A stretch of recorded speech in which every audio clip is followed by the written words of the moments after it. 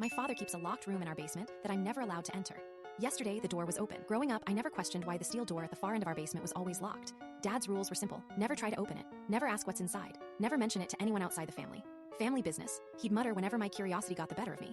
His eyes would darken in a way that killed further questions. Mom would change the subject immediately if I brought it up. Some things are better left alone, she'd say with forced cheerfulness. For 18 years, I respected the boundary.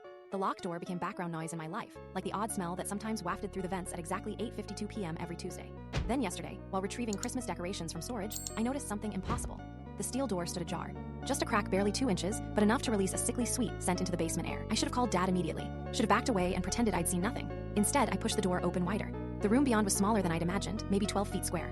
The walls were covered with photographs, hundreds of them, overlapping like scales. Each photo showed the same thing, a dinner table set for 4 people, our dining room table. In the earliest photos, dated 1977, my grandparents sat on one side. Across from them were 2 empty chairs. Later photos showed my parents gradually aging through the decades. The third chair remained empty until 2005, the year I was born.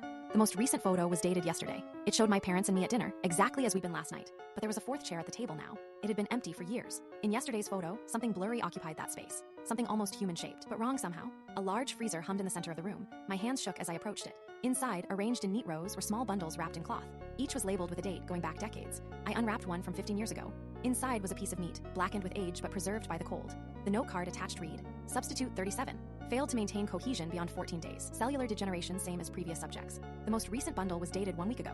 The meat inside was still pink, fresh. A leather journal sat beside the freezer. The entries detailed experiments, all focused on the same goal, creating a viable replacement for someone named Thomas.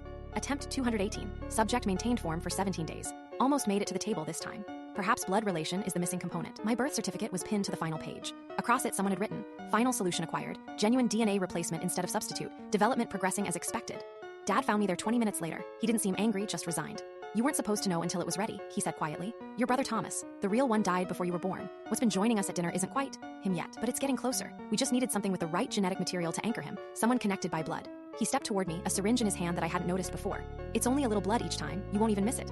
I'm locked in my bedroom now. Something is scratching at the door. I can hear it whispering my name. Not my voice, not my father's, but something that sounds almost like family. The 4th chair at dinner tonight won't be empty. And I don't think I'll be the one sitting in my usual place. If your family has rooms you're not allowed to enter or topics you're forbidden to discuss, maybe there's a good